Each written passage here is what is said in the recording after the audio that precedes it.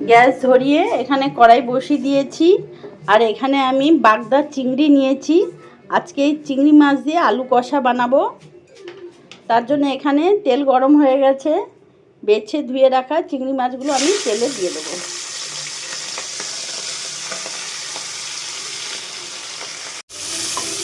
লবণ হলুদ দিয়ে দিলাম চিংড়ি মাছের মধ্যে, ভালো করে মিশিয়ে নেব। চিংড়ি মাছগুলো একটু ভাজা ভাজা করে নেব।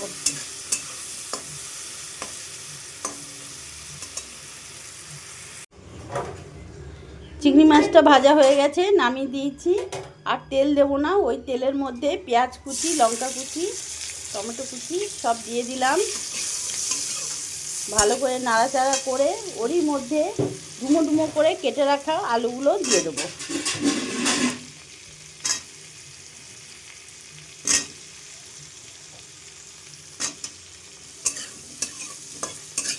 কিছুক্ষণ ভাজা ভাজা করে নেব।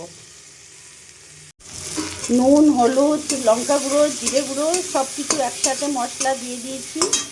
এখানে আদা রসুন বাটা দিয়ে দিলাম। ভালো করে মিশিয়ে নেব আর ভালো করে কষিয়েও নেব। আলুটা সেদ্ধ হয়ে যাবে ততক্ষণ সিম আঁচ করে ভালো করে কষিয়ে নেব। কিছুক্ষণ ঢাকা দিয়ে রেখেছিলাম, এবার ঢাকাটা খুলে দেখব।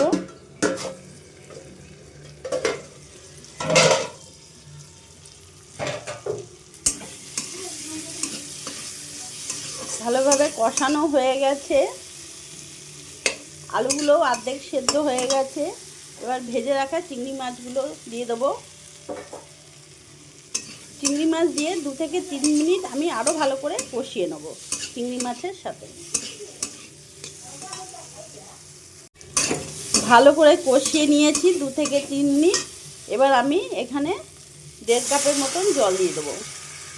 এটা বেশি ঝোল হবে না, একদম গা মাখো মাখো কষা হবে। এবার কিছুক্ষণ আমি ঢাকা দিয়ে ভালো করে ফুটতে দেবো।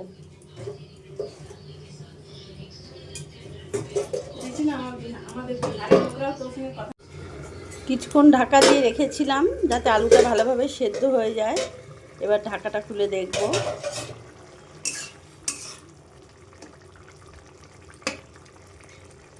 আলু একেবারে সেদ্ধ হয়ে গেছে, আর ঢাকা দেবো না। এইভাবেই আমি আরও কিছুক্ষণ ফুটিয়ে নেব।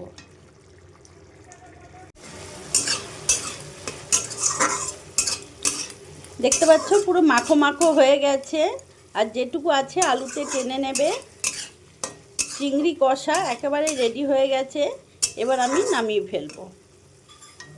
ভিডিওটা যদি তোমাদের ভালো লাগে প্লিজ লাইক কমেন্ট শেয়ার করে আমার পাশে থেকো, আর তোমরাও সবসময় ভালো থেকো।